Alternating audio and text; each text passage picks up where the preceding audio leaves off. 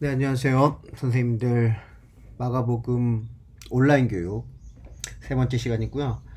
어, 일단 지금 선생님들한테 피드백을 받을 수가 없어서, 지금 저희가 하는 것들이 어떠한 영향을 주고 있는지, 도움을 받고 있는지 전혀 알 수가 없는 상태이나, 제가, 영상을 돌려보니까, 일단은 텐션이 너무 떨어지고, 그죠? 혼자 처음 시작할 때 혼자 있다 보니까 두 번째로는 이제 발음도 많이 뭉개지고 소리에 이제 강약의 격차가 큰데 그건 이제 제가 마이크로 하는 것이 아니라 이 저기 노트북 자체 마이크를 사용하기 때문에 좀 이렇게 음, 피치가 오르락내리락 한다는 거, 오르락내리락 한다는 거, 그게 좀 있는 것 같아요. 제가 그래도 그 두 가지를 좀 신경 써서 오늘은 좀 진행을 해보도록 하겠습니다. 오늘은 계속 이어지는 마가복음 3장, 여전히 마가복음 3장을 하고 있죠, 저희는. 네. 52줄 해도 우리는 모자랄 정도로 지금 더디 가고 있는데, 어쨌든 뭐 온라인 교육을 하니까, 일단 계속해서 가보겠습니다. 오늘은 마가복음 3장이고요. 저번 주에 기억 나지 않으시겠죠, 당연히. 저번 주에는 3장이 마가복음 이제 4장부터 그 시작하는 그 지점에서 머릿말 역할을 하고 있다는 것을 주지하고 있으면 좋다. 꼭 그래야만 되는 건 아니고요. 왜냐하면 성경이라는 것이 앞에서부터 처음부터 읽어 나가는 거기 때문에 어떤 뼈대나 구조를 알고 있는 건 아니거든요. 선생님들 들어보신 적 있겠지만 이 성경은 두루마리로 되어 있습니다. 두루마리. 그 이제 뭐 필사본 코덱스라고 하는데 두루마리로 되어 있는 상태는 처음부터 끝까지 한 번에 한 권을 읽게 돼 있어요. 근데 한 번에 한 권을 읽는 것도 아니고 사실은 읽는 것을 듣게 돼 있거든요. 그런데 그 구조와 뼈대를 알고 듣느냐? 그건 당치 않은 이야기다. 그러니까 성경은 처음부터 앞에서부터 읽어 나갔을 때 읽는 사람이 충분히 이해 가능한, 그리고 거기에 숨겨진 그 맥락에 숨겨진 의미나 내용들을 충분히 이해할 수 있다는 걸 전제로 하고 있다는 걸 염두에 두셔야 됩니다. 그러니까 내가 성경을 읽고 나서 바로바로 이해가 안 된다. 이거는 언어의 차이고 문장의 어떤 차이지 본인의 어떤 문해력이나 신앙, 뭐 신학의 지식의 차이가 아니라는 거 꼭 알아두셨으면 좋겠고요. 어쨌든 3장이 앞으로 나가는 데 있어서 서론의 역할을, 머릿말의 역할을 하고 있고, 특별히 오늘 우리가 읽으려고 하는 3장 13절부터 19절, 소위 말해서 제자들을 부른 장면은 뒤에 나오는 6장에 실제로 예수님이 제자들을 파송하는 장면과 수미상관의 구조를 이루고 있다. 그러니까 집중해서 읽으면 3장이 예수님 부르셨는데 실제로 파송은 안 했네. 그리고 중간에 가르치시고 행동으로 보여주신 다음에 그래, 이제서야 파송하는구나 세상으로. 요 정도까지만 염두에 두셔도 됩니다. 그러면 오늘의 말씀을 제가 한번 읽어보고 시작하겠습니다. 마가복음 3장 13절이고요. 또 산에 오르사 자기가 원하는 자들을 부르시니 나아온지라. 이에 12를 세우셨으니 이는 자기와 함께 있게 하시고 또 보내사 전도도 하며 귀신을 내쫓는 권능도 가지게 하려 하심이러라. 이 12를 세우셨으니 시몬에게는 베드로란 이름을 더하셨고 또 세베대의 아들 야고보와 야고보의 형제 요한이니 이 둘에게는 보아너게 곧 우레의 아들이란 이름을 더하셨으며 또 안드레와 빌립과 바돌로메와 마테와 도마와 알페오의 아들 야고보와 및 다데오와 가나나인 시몬이며 또 가룟 유다니 이는 예수를 판 자더라. 아멘. 어, 읽으시거나 혹시 들으시면 어떤 느낌 먼저 드시나요? 대부분의 선생님들이 12명, 12명이 이름이 뭐였지? 베드로, 야고보, 요한, 이렇게 먼저 생각이 떠오르실 거예요. 하지만 제가 늘 말씀드리지만 선생님들을 무시하거나 비아냥거리기 위해서가 아니라요. 우리가 이 제가 또 이제 반복적으로 얘기하는 그 이야기들 있잖아요. 그리스 로마식의 교육을 받았기 때문에, 그리고 또 우리는 주입식 교육을 받은 세대이기 때문에 어떤 뭐 숫자의 의미가 무엇일까? 그럼 12명은 누군가? 이름이 뭐지? 내가 그걸 다 기억할 수 있을까? 이런 데 초점을 맞추지만 이 글을 쓴 사람은 유대인일 가능성이 커요. 그리고 어쨌든 조상들이 유대인이고 히브리의 전통이 있는 사람이기 때문에 그렇게 글을 쓰지 않았을 겁니다. 그리고 실제로 그렇고요. 우리가 또 하나 사소하지만 늘 지나치는 것들은 대부분, 제가 무슨 말씀 드렸냐면, 이들은 구약의 전통에서 아주 명확하다는 것을 사소하고 무심하게 지나치는 것처럼 보일 때가 있어요. 오늘 첫 문장이 바로 그런 겁니다. 또 산에 오르사 자기가 원하는 자를 부르시니, 이런 표현들, 12를 세우시더라. 이런 것들이 여러 가지가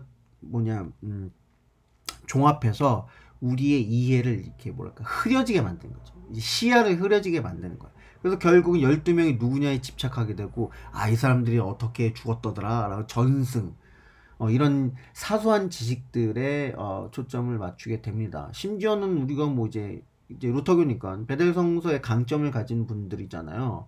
그걸 교육을 한 번씩 다 들으셨고, 뭐 담임 목사님께서는 심지어 12명의 제자뿐만 아니라 뭐 북이스라엘 남왕국의 왕들의 이름까지 순서까지 다 외우세요. 이스라엘 12지파, 그럼 우리는 뭐 잘 떠오르지도 않는데 거기에 뭐 라헬의 아들들, 레아의 아들들부터 시작해서 실바, 빌하의 종까지 다 구분하셔 외우십니다. 물론 그렇게 하면 좋으시죠. 그런데 저는 개인적으로 추천하지 않아요. 왜냐? 성경에 써 있잖아요. 그런 것들은 우리가 찾아보면 된다. 이건 제 지극히 주관적인 생각입니다. 그리고 성서신학을 전공한 사람으로서 이게 또 외국에서 신학을 배우면 이름이 달라요. 우리는 뭐 시몬 베드로라고 하지만 시몬 베드로라고 하면 뭐 영미권도 못 알아듣고 유럽 애들도 못 알아듣고, 뭐 가리온 유다라고 하면 아무도 못 알아듣습니다. 그러다 보니까 이제 이름을 외울 필요가 없어요.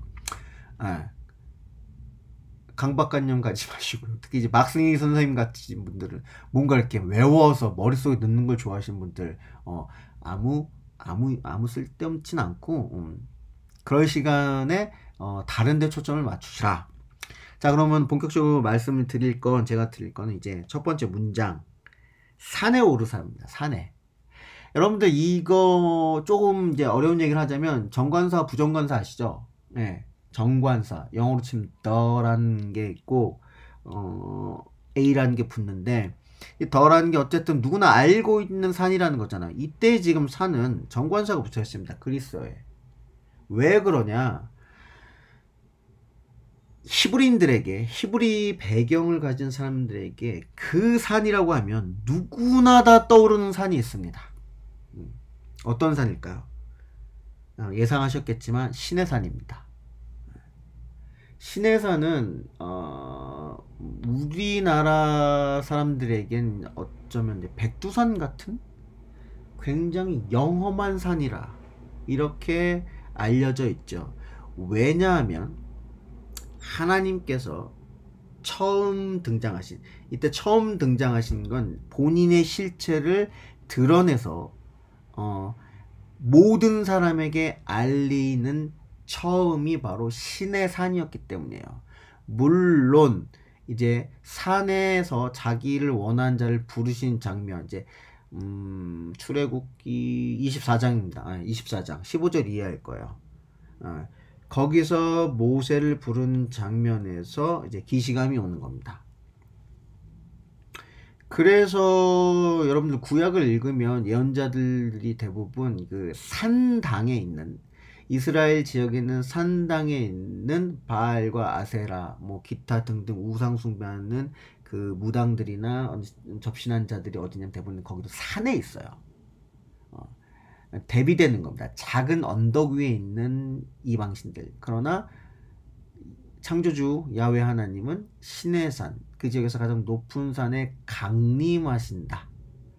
그래서 나중에 엘리야가 그 당시에 가장 뭐랄까 우리로 치면 약간 설악산 같은 느낌, 굉장히 유명하고 사람들도 많이 찾고 그 다음 굉장히 영험하다고 일컫는 뭐 계룡산 같은 그런 산이 어디냐면 갈멜산이었어요. 갈멜산. 굉장히 잘 사는 지역에 이스라엘 평야 위쪽에 있는, 북이스라엘 위에 있는 갈멜산이 가장 유명한 산이었는데, 거기서 무슨 일이 일어납니까?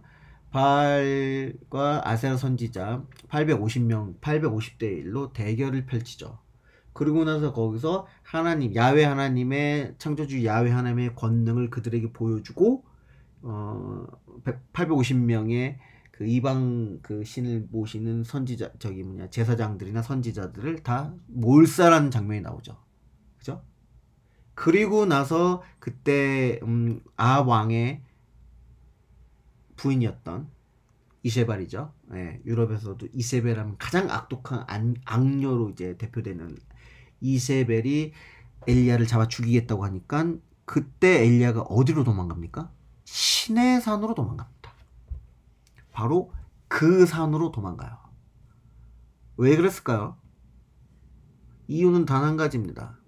하나님을 만나기 위해서였어요. 모세가 만났던 그 하나님, 나에게 갈멜산에 가서 1대 850으로 싸워서 이기라는 명령을 했던, 아니죠, 엄밀히 얘기하면 이제 엘리야의 욕심이었죠. 그 권능을 보여줬던, 그 가뭄에 비를 내리게 해줬던 하나님이 원래 모세를 만났던 갈멜산이 아니라 시내산으로 엘리야가 향하죠. 그 정도로 이제 모세와 엘리야, 이 산의 이미지가 나중에 어디에 나오냐면 이제 뒤에도 나오는데 변화산에서도 나오죠. 산에서 하나님이 강림하시는데 그때 누구가 나타나요? 모세와 엘리야와 그리고 예수, 그 셋을 위하여 초막을 지으리까. 이 세 사람이 등장하는 데는 이유가 있는 거예요. 무슨 그게 뭐 삼일체는 어쩐 그런 소리가 아니라 구약의 전통에서 이해를 해야 됩니다. 그 산에서 올라서 자기가 원하는, 이제 구약으로 치면 이제 모세를 부르는 사람이 누구냐? 왜 예수님이 굳이 산에서 제자들을 부르냐? 바로 본인이 야훼 하나님, 창조주 하나님이란 것을 보여주는 일종의 복선 혹은 이게 문학적 용어는 뭐였더라? 그러니까 행간이 숨겨놓은 어떤 그 장치 같은 거죠. 산에 올라 부른 자, 바로 하나님입니다. 이해가 되시죠? 어려운 얘기는 아니니까. 그러면 그 산 위에서 무엇을 하셨냐? 원래는 야훼 하나님은 딱 한 사람만 부릅니다. 모세. 그리고 엘리야를 만나죠. 단 한 사람. 그런데 예수님은 그 위에 올라가서 누구를 부르냐? 사람들을 부릅니다. 자기가 원하는, 여기서 자기가 원하는 자는 사람을 골라서 내가 입맛에 맞는 사람을 고른다는 게 아니라 자기가 원하는 모세와 같은 사람을 부른, 엘리야와 같은, 그러니까 소명을 준 사람을 부른다는 개념이에요. 오해하시면 안 됩니다. 소명을 줄 사람을 부른다. 자기가 원하는 사람, 소명을 줄 사람을 부른다. 그런데 여기서 보면은 문장을 자세히 읽으면 거기서 예수님이 사람들을 부르시니 이제 생략된 말이 사람들이 예수께 나아오다라는 표현이 있어요.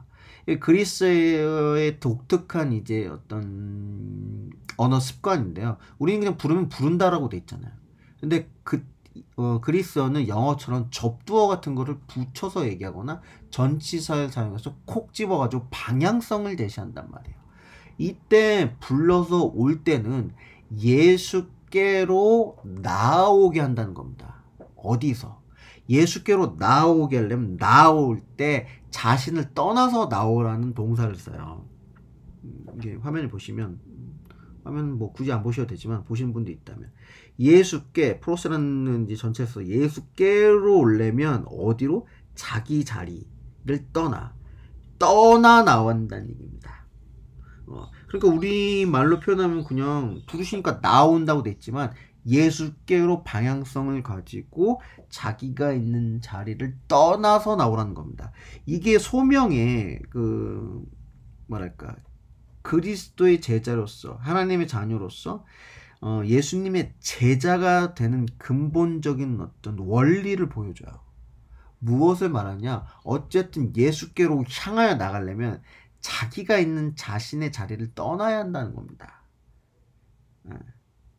이게 직업적이든 환경적이든 아니면 심리적이든 아니면 신분적이든 다양한 그 상황이 있을 수 있으나 어찌됐건 자기가 지금 누리고 있는 혹은 자기가 영위하고 있는 삶의 모습을 버려야 한다는 의미예요. 자리를 털고 나오란 얘기입니다. 그 얘기는 모든 걸 포기하라는 게 아니라 방향을 예수께로 전환해야 된다는 거예요. 그게 소명입니다. 부르시는 거예요. 무엇을 명령하기 위해서. 그래서 이 짧은 단편 본문이 중요한 자리에 자리 잡고 있는 거예요. 그렇죠. 이제 이것도 이걸 한 번 보면 어떻게 알아요? 그렇죠. 그러니까 설명을 해드린 거예요. 이런 거는 좀 알고 계시면 성경을 보는 눈이 좀 뜨인다. 그러면 이제 두 번째로 14절에 보면 12명을 세운다고 그랬으니까 당연히 뭐 12명이 뭐 이스라엘이 12지파니까 그런 거 아니겠어요? 하지만 또 재밌는 이야기들 있죠. 기독교를 비판하는 세력들 중에 지금은 어떤지 모르겠어요. 한 20년 전쯤에 이제 종교학을 공부한 사람들 혹은 뭐랄까 문화사를 공부하는 사람들은 12의 숫자에 대해서 굉장히 예민하게 받아들입니다. 이건 이제 종교를 좀 공부하시는 분들은 혹은 또 선생님들도 들어보신 경험이 있을 거예요. 12은 상징수입니다. 어떤 상징수냐면 그리스 로마의 신화를 보면은 올림푸스 산에 제우스가 함께 있는 신들이 몇 명이요? 12명이에요. 그래서 그리스 로마 문화를 신봉하는 사람들은 그런 표현을 써요. 이게 전부 다 그리스의 철학적인 개념에서 왔다. 그리고 또 여기가 지금 신약 시대잖아요. 그리스어를 쓰고 있고. 그러니까 이것들이 다 그런 데서 차용해 왔다. 부정적으로 표현하면은 무언가가 다 짜집기 됐다라고 표현을 해요. 이건 일단 너무 옛날 이론이긴 한데 이건 말도 안 되는 이야기입니다. 왜냐면 박생 선생님은 제가 이제 중등부 애들한테 그 문자 해독의 역사를 가르치면서 이제 수메르 문화가 문자가 해독되면서 많은 그 자료들이 발견되고 해석됐다고 말씀드렸죠. 기억나시겠죠? 그때 그 자료들을 보면은 원래 그리스 사람들이 말하는 올림푸스 산 위에 있는 12신이 이야기하기 전에 수천 년 전에 이미 슈메르 문화, 지금의 이라크, 이란 지역에 있는 두 강 있죠. 메소포타미아 강이랑 티그리스 강 사이에 있는 문화 지역에서는 신들이 원래 12명입니다. 어디서? 사폰산에 있는, 사폰이라는 이제 북쪽산이라는 뜻이거든요. 북쪽에 12명의 신이 있는 게 원래 고대 근동의 문화예요. 그러니까 그런 식으로 따져 들면서 어떻게 이야기하냐? 그러면 구약 성경이 전부 다 12지파를 만든 것도 전부 다 뭐랄까 수메르 문화에 있는 고대 근동에 있는 강대국들의 종교와 문화를 차용했다. 부정적으로 표현하면 그대로 베꼈다라고 이야기하던 시대가 있었어요. 구약 내에서도. 1960년대, 70년대, 뭐 80년대 초반까지. 최근에는 2000년대 초반까지 그런 얘기를 하는 사람들이 있습니다. 그러나 그렇지 않아요.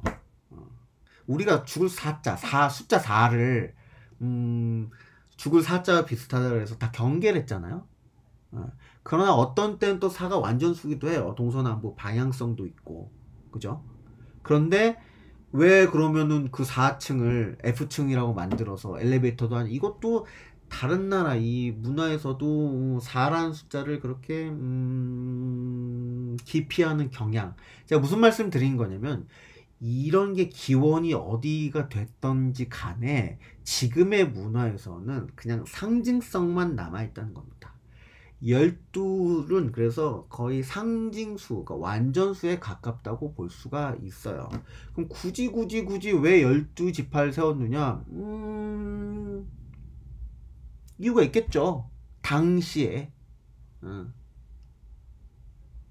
그러나 그게 어떤 특정한 문화만 가지고 있는 것에서 차용되거나 베껴가지고 내가 12지파를 만들어야지.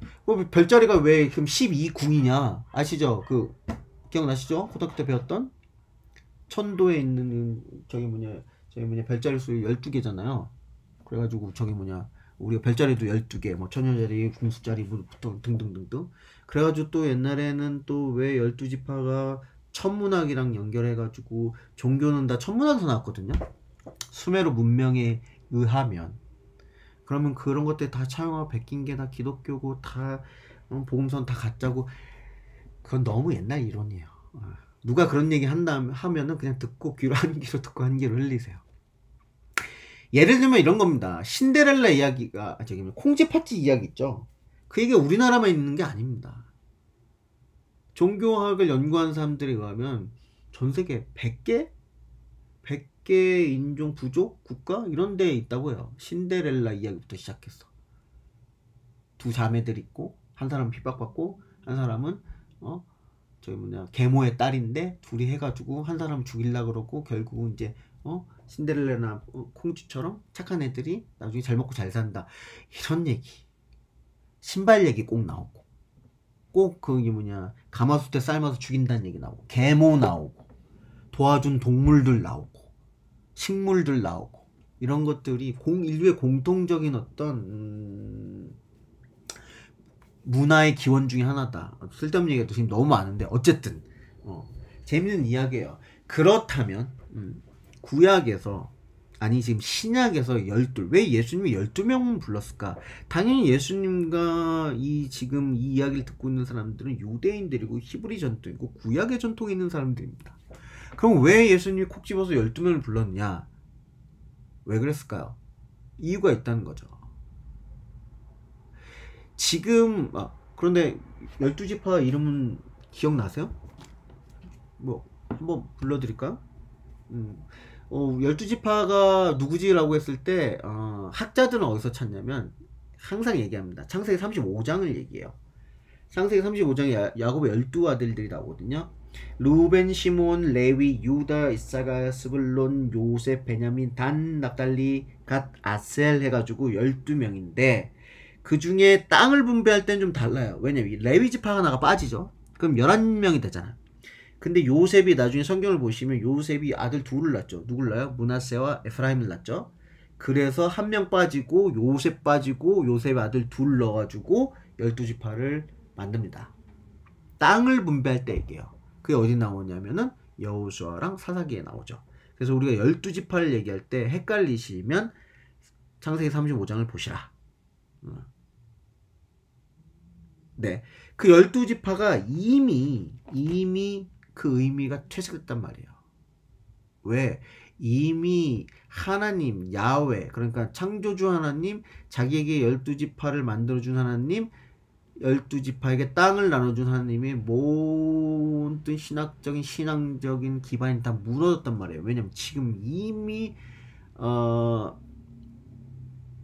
아시리아, 바빌로니아, 페르시아, 시리 조용해. 아시리아만 얘기하고 페르시아, 아니야 조용해. 페르시아, 그 다음에 누구였어요? 알렉산더 대왕, 셀류쿠스 왕조라고 해서 그리스 왕조가 여기를 다스리면서 완전히 이들의 신앙을 망가뜨리고 있을 때란 말이에요. 그래서 이미 자기네가 12지파인 거는 의미가 없어지고 있어. 그래서 얘네들이 맨날 붙잡고 있는 게 뭐예요? 12지파가 아니라 바로 율법입니다. 모세오경이 이들한테 가장 중요한 말씀이라는 게 가장 중요한 어떤 표지석이 되고 기준이 되고 어떤 상징이 되는 상태예요. 그럼 왜 그런 상태에서 예수님이 12명을 불렀느냐? 이 상태에서도 유대인들은 어떤 생각을 가졌냐면 12지파가 복원될 거라고 생각했다는 거예요. 일부겠죠. 종교 지도자들만 그렇죠. 이론적이니까. 특히 아마 바리새인들이 그랬을 거예요. 왜냐면 사두개인들은 오경만 보거든요. 오경 이후에 그러니까 12지파에게 땅을 나눠주고 이렇게 살 수 있게 한 거는 여호수아 4사기부터 나오기 때문에 사두개파보다는 사내들인 공의를 장악하고 있던 바리새인들이 그랬을 겁니다. 우리가 12지파를 복원할 것이다. 이 얘기는 누구랑 연결돼요? 당연히 정치적인 메시아. 나중엔 결국은 이제 전쟁을 하죠. 마카비오 왕조가 나타나서 전쟁을 하고 어쩌고 저쩌고. 그러니까 이 사람들은 아직도 그 메시아를 꿈꾸는 거예요. 12지파. 12지파가 12지파가 합쳐져서 뭐가 돼요? 다윗의 왕국이 되거든요. 다윗의 자손에서 나온 메시아. 그들은 다윗의 왕국. 결국은 12지파를 완성시킬 사람으로 보고 있다는 거예요. 그래서 예수님이 일부러 12명을 불러서 새롭게 임명합니다. 신천지가 이걸 이용해서 12지파, 그 요한계시록에 나오는 12지파를 뭐 분배해가지고 뭐 지역 장소하고 뭐 다, 그러니까 참 걔네들이 참 머리를 잘 써. 그런 의미가 아니라 새로운 12지파를 만들겠다는 거야. 새로운 하나님의 나라. 아니, 엄밀하게 얘기하면 니들이 오해하고 있는 하나님 나라가 아니라 내가 이야기하고 있는 진정한 하나님 나라. 구약 성경의 전통에 있는 진정한 하나님의 나라 안에서 그 안에서 우리가 새롭게 갱신될 공동체. 하나님 나라는 개인이 아니라 공동체입니다. 그 공동체를 내가 재건하겠다. 보여줍니다. 그렇다면 왜 공동체가 필요하냐? 왜 12지파가 필요하냐? 구약의 이스라엘 12지파의 원래 졸린 목적, 왜 그들을 12지파를 세웠는지를 알면 이해가 됩니다. 그런데 이거를 아는 사람들이 없더라고요. 왜? 구약 성경을 특히 창세기를 제대로 자세히 읽으신 분들이 많지 않더라고요. 대부분 다 이제 지식으로 집어넣죠. 아브라함, 뭐 이삭, 야곱. 이삭의 아내는 누구? 야곱의 아내는 누구? 레아가 먼저야? 라헬이 먼저야? 비라가 누구야? 실바가 누구야? 요셉이 누구야? 요셉은 누구랑 결혼해서? 이런 것들. 원래 하나님이, 야훼 하나님이 12지파 아브라함을 통해서, 이삭을 통해서, 야곱을 통해서, 야곱의 아들들이 12지파예요. 야곱의 아들들. 그렇다면 왜 야곱을 알다시피 에서가 아닌 야곱을 그 약속의 자녀로 세워서 그렇게 데리고 이집트까지 내려가서 요셉을 만들고 요셉이 이집트의 총리가 되고 결국은 모세가 나오고 했을까? 결론만 말씀드릴게요. 너무 얘기가 길어지니까 이러다가 이제 우리 한 2시간 얘기하겠어. 결론적으로 얘기하면 야훼 하나님을 제대로 섬길 예배하는 공동체가 필요했습니다. 이때 예배는 우리가 지금 생각한 예배가 아니라 이 세상을 창조한 하나님이 피조세계에 직접 강림하기 위한 수단이 바로 예배였어요. 예전엔 성막이었죠. 그 성막을 건축하고 그것을 관리하고 유지하고 하는 흔히 말하는 제사장의 나라, 제사장의 족속이 필요해서 12지파를 부른 겁니다. 그 12지파의 수장이 누구예요? 야곱이에요. 그래서 구약에서는 늘 자기들의 정체성은 뭐예요? 야곱의 아들들이라고 불렀어요. 아브라함의 아들들은 뭔가 신약의 시대, 구약의 아주 늦은 시대 정치적인 이유 때문입니다. 야곱의 12아들들이었어요. 야곱의. 그럼 이스라엘 12지파의 졸린 목적이 뭐였냐? 야훼 하나님을 섬기는 예배 공동체였단 말이에요. 그럼 예수님 왜 불렀느냐? 12사람의 제자를. 니들이 말하는 정치적이고 사회적이고 어떤 그런 것들을 위한 하나님 나라가 아니라 하나님 나라는 기본적으로 다시 임마누엘, 하나님이 피조세계에 다시 오셔서 우리 함께하는 그 상태를 이룬 사람들이 바로 12제자들이다. 그것이 바로 진정한 하나님 나라고, 그 진정한 하나님 나라를 보여준 사람이 누구다?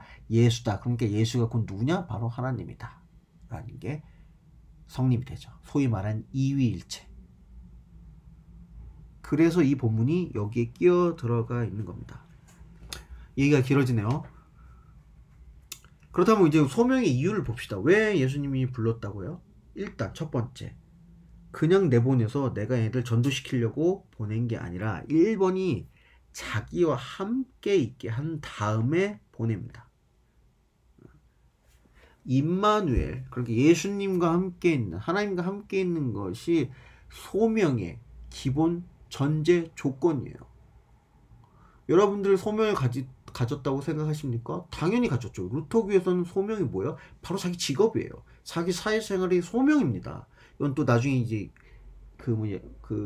논리적인 연결고리는 나중에 말씀드릴게요. 결론만 말씀드리면 여러분들이 계신 곳이 하나님이 부르신 곳이에요. 그럼 이제 최석준 집사님이나 또 다른 분들은 이제 피식 웃으시겠죠. 진짜? 내가 하나님 보낸 데가 여기가 맞아라고. 그걸 인정하지 않는 루터교인이 아니에요. 그런데 왜 그러냐? 일단 임마누엘이 된 상태에서 거기에 보내신 것이 소명입니다. 그렇다면 거꾸로 얘기해보면 내가 거기서 하나님이 나와 함께 계신다는 걸 느끼지 못하면 소명의 자리가 아니라는 거예요. 그럼 둘 중에 하나겠죠. 하나님이 원망하던가 아니면 내가 하나님이 거기에 함께 계신다는 걸 못 보거나. 정답은 본인들이 찾아보세요. 제가 대조동교회에 있는 게 너무너무너무 괴롭고 짜증스럽고 정말 아우 진짜 사표 쓰고 말지. 그럼 거기가 제 소명의 자리입니까? 자리죠. 왜? 하나님 날 보내셨으니까. 내가 임마누엘 하나님이 거기에 함께 계신다는 걸 못 본 건 내 탓이죠. 왜? 나는 하나님이 거기 보내셨다는 걸 스스로 알고 있으니까. 이런 경우 예를 드는 거예요. 진짜로 그렇다는 게 아니라.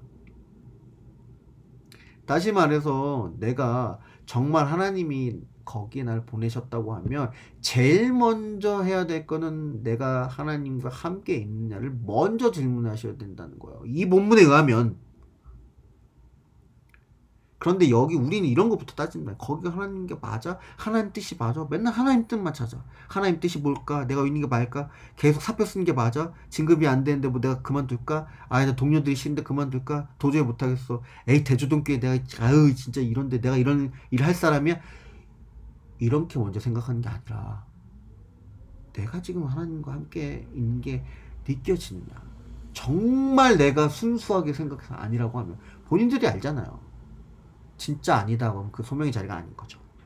그래서 늘 우리는 하나님 뜻을 이해하고 찾는데 항상 선제적인 조건이 있다. 그리고 이미 알고 있다. 외면하지 마시라.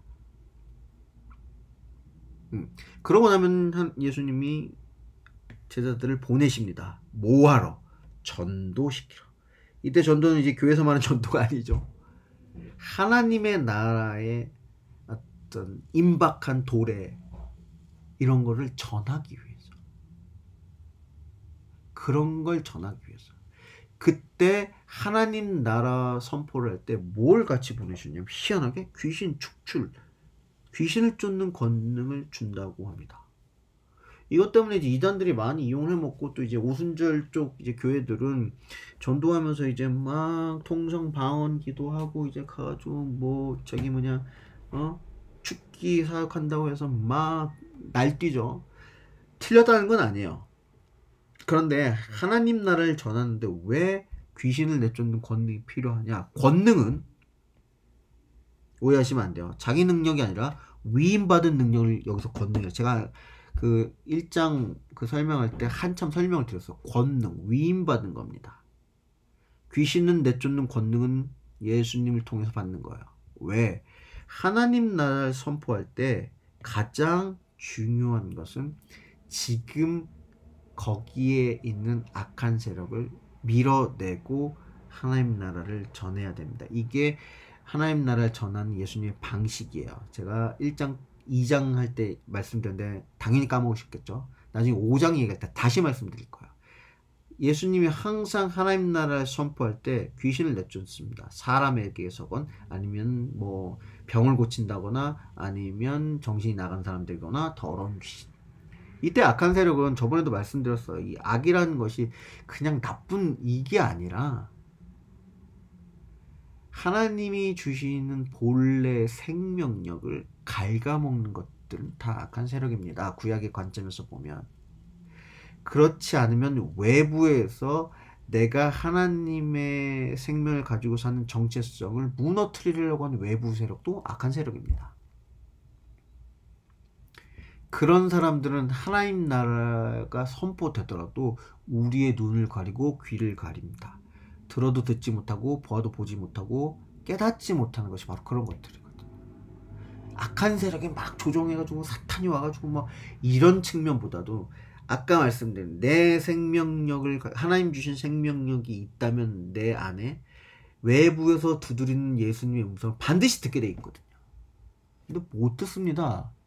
생명력이 없어서가 아니야. 귀가 없어서가 아니야. 닫혀 있어요. 그 상태가 악한 상태입니다. 악한 상태. 그거를 귀신을 내쫓는 권능. 그러니까 악한 세력. 이때 귀신은 사실 악한 자들, 악하다는 악을 우리나라에 지금 귀신이라고 이제 번역을 하는 건데 그런 의미다. 꼭 알고 계셔야 돼요. 얘기가 길어져서 뒤에 얘기는 중요한 것만 말씀드릴게요.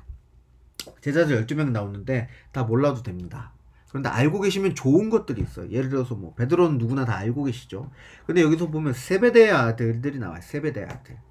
예수님이 가장 측근에 데리고 다녔대. 변화산에서 그 다음에 그 감람산에서 마지막 기도하실 때도 세 제자들을 옆에 끼우고 계세요. 그게 누구였냐면 베드로와 야고보와 요한인데 다른 데는 이렇게 표현해요. 베드로와 세베대의 아들. 이 세베대의 아들이 어디 등장하냐면 또 까먹으시겠지만 나중에 예수님이 세 번째였나 그 십자가 고난 그다음 죽음을 세 번을 선포하시는데 그때 세베대의 아들이 소위 말해서 이제 헛짓거리를 하죠. 그러면 내가 하나님 나라에서 나중에 우편에 앉으리까 좌편에 앉으리까. 왜냐면 베드로가 있으니까. 자기 말도 1인자는 베드로가 왔거든. 이래서 욕을 바가지로 먹는 장면이 나오는데 그때 나오는 세베대의 아들이 바로 이때 세베대의 아들 야고보와 요한입니다. 누가 보니까 요한복음에서 엄마가 그런 얘기를 하죠. 우리 아들들 잘 봐달라고. 마가복음에 있나? 네, 그 다음에 이제 뭐 안드레아 빌립과 바돌로메 나오는데 마테와 도마, 알페와 아들 야고보 나오고 그 다음에 여긴 지금 마가복음에서는 다데오라고 나오거든요. 다데오 보면서 말씀드려야 되는데 다데오. 요 다데오가 다른 마태복음이나 누가복음엔 다른 이름들도 나와요. 네. 그래서 제가 굳이 이름을 다 외우지 않아도 된다는 거야. 다데오라는 말이. 이름이 달라질 수 있다. 뭐 유명하죠. 카리온 유다가 2명이 있는데 그 중에 한 명 왜 카리옷. 카리옷은 원래 뜻이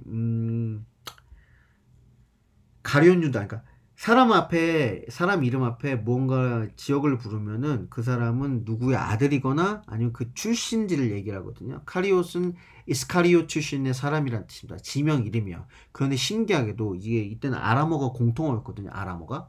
우리 같은 영어였던 거죠. 아람어가. 예수님도 아람어를 쓰셨죠. 실제로는. 히브리어 쓰신 게 아니에요. 아람어를 얘기하시는데 아람어 들릴 때 이스카리아라고 들리면은 배신자라고 들린답니다. 이게. 뭐 이 어원에서 시카리오가 나왔나? 시카리오 암살. 그 위에 이제 또 아람어 하나가 더 나오는데 위에 뭐냐면 카나나인입니다. 카나나야라는 뜻은 이제 이건 또 특이해요. 아람어 카나나에는 가나안 지역 사람이란 뜻이 아니고 히브리어로는 어떻게 들리면 칸나라고 들려요. 칸나. 이게 열심이란 뜻이에요. 열심을 내다. 질투를 하다. 하나님을 질투의 하나님 할 때 칸나의 하나님이거든요. 열심을 너무 내면 질투를 한다. 그래서 열심당으로 나와요. 나중에. 지금 여기는 열심당으로 안 나오죠. 나중에 열심당이 시몬이라고 나온 장면들이 있죠. 아람어에서 왔다고 해요. 카나니아 이 뜻이 원래 히브리어도 칸나고 이게 이제 열심이란 뜻이다. 뭐 요 정도까지만 뭐 아시면 됩니다. 중요한 건 제자들을 부를 때 유대인만 부르거나 한 직업군만 부르거나 아니면 내가 생각하기에 괜찮은 사람들만 부른 게 아니라는 거예요. 결국 한 사람은 배신을 하죠.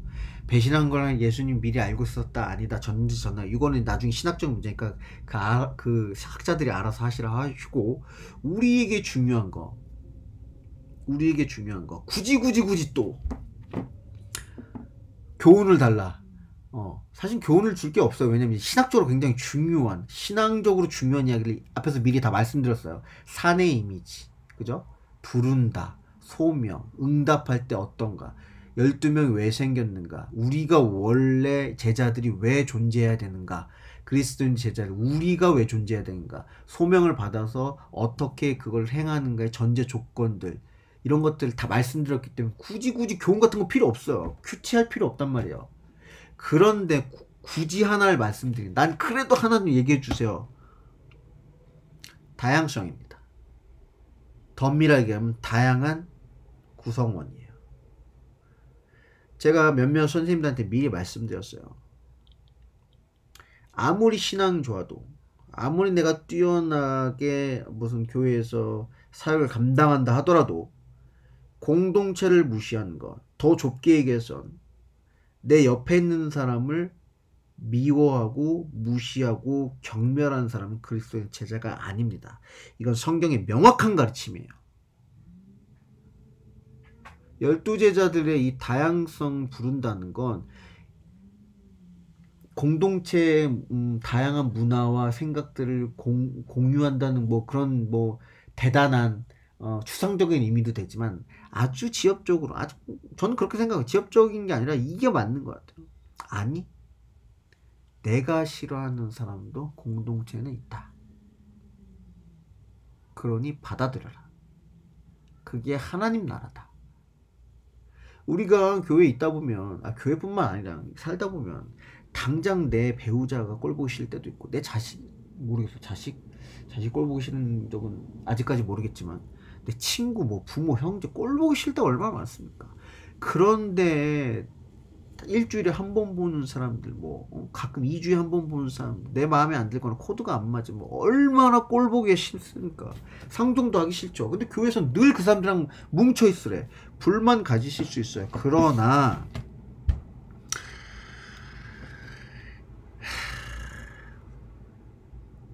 사람을 미워하면 안 됩니다.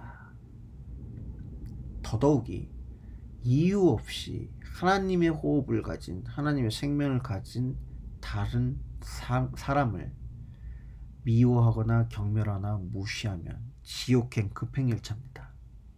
용서받기 힘들어요.